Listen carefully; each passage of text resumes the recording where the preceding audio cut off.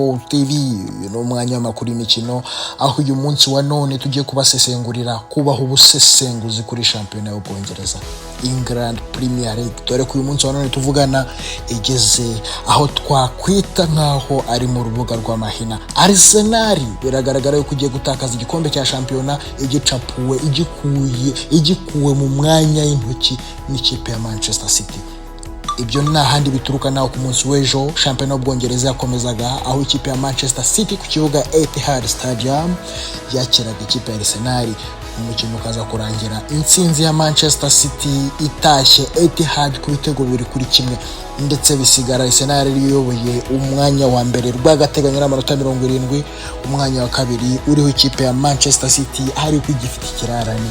Bivuze yuko Manchester City isinze imikino yayo isigaranye 6, Arsenal nayo gatsinda imikino yayo isigaranye 5, zose shampiyona yarangira zinganya amanota 85 kuri 85. Ni fire.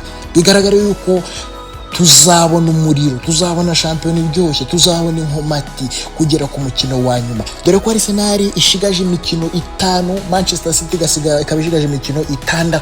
Reka turebe mu by'ukuri umukino w'ejo. Ese niki cyatumye ikipe ya Arsenal itsindwa? Kubera iki Arsenal yatakaje umukino w'ejo? Ngira ngo ejo ku cyumweru ahagana ku isaha ya 11:30 ku kibuga Etihad Stadium, ikipe ya Manchester City yari yakiriye ikipe ya Arsenal, aho ikipe ya Manchester City umutoza Pep Guardiola yari yahisemo gukina system ya 4-2-3-1. Mu izamu yari yabanjemo Donnarumma nk'uko bisanzwe, mu mutima wa defense Kusanov na Marc Guehi, uruhande rumwe Matheus Nunes ndetse na Nico O'Reilly. Hagati mu kibuga hari Rodri ndetse na Bernardo Silva ariyo kapiteni. Izamu ryatakwaga na Semenyo ku ruhande rumwe, Jeremy Doku ku rundi ruhande, Eric Brut Haaland yataka, mu mugongo hari Ryan Cherki. Mu ikipe ya Arsenal umutoza Mikel Arteta yari yahisemo gukina system ya 4-3-3.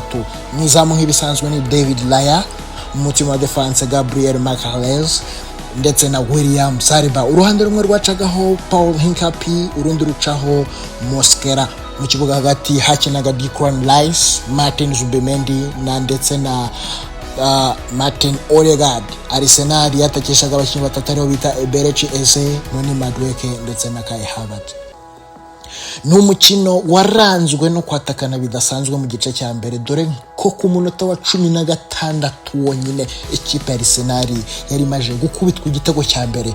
Nta wundi yitwa Ryan Cherki w'Umufaransa yazengereje ikipe ya Arsenal, aracenga abasha kwinjiza igitego cya mbere, ariko Arsenal yahise yishyura mu minota mike cyane. Nyuma y'iminota 2 Kai Havertz yaje kwishyura igitego cyari cyatsinzwe na Ryan Cherki.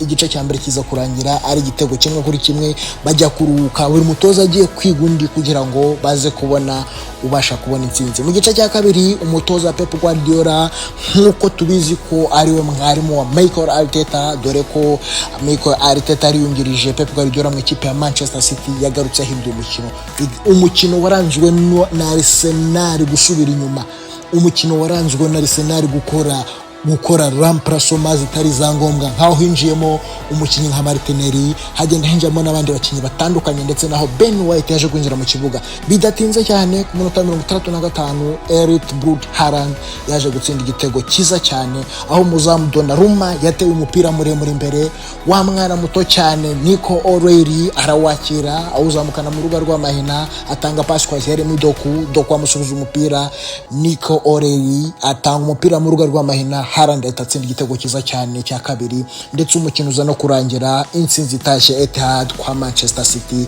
dore ko ari naho bakiniraga. Reka turebe izi kipe uko ari ebyiri, ari Arsenal na Manchester City.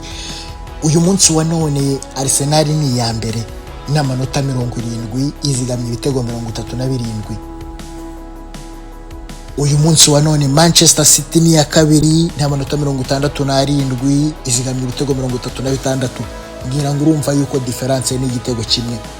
kuva kera ikipe ya Manchester City yatwaye igikombe cya shampiyona buri gihe ifite ikipe iri imbere amanota 10, 15, 12 igakora back to back imikino 14, 12, 10 idatsindwamo n'umwe kazi gatwara igikombe. Ese uyu mwaka Pep Guardiola arongera bikore? Reka tubihanga amaso. Ikipe ya Arsenal ishigaje imikino 5 itayoroheye tukareba koko nimba ibasha gutwara igikombe. Reka turebe muri fixed chance cyangwa se imwe mu mikino Arsenal ishigaje, turebe nimba izashobora kwikura muri urugamba rutoroshye nikegukana igikombe cya shampiyona imaze imyaka irenga 20 itazi uko gisa. Juru nikurikiraho ku itariki 25 azaba ari kuwa gatandatu saa 12 n'igice ikipe Arsenal izasurwa na Newcastle. Itariki 2 z'ukwa gatanu Arsenal izasurwa na Fulham.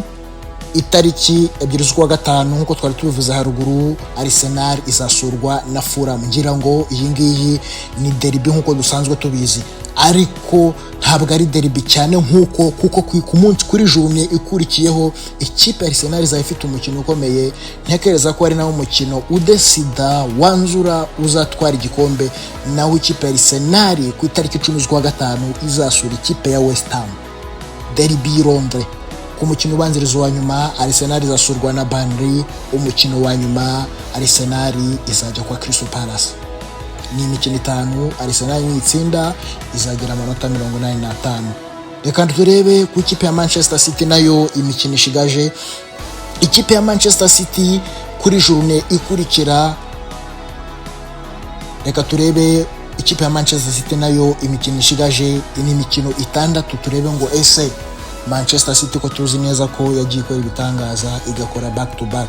Tuzi ko umutoza Pep Guardiola nta makosa ajya akora. Tuzi ko umutoza Pep Guardiola nta makosa ajya akora. Ashobora gukora amakosa muri fazare, agatsindwa imikino ya ngombwa, agatsindwa imikino idashoboka, ariko mu mpera za shampiyona Pep Guardiola ari kureba igikombe imbere ye. Ndakubwiza ukuri ko Pep Guardiola ntashobora guhusha.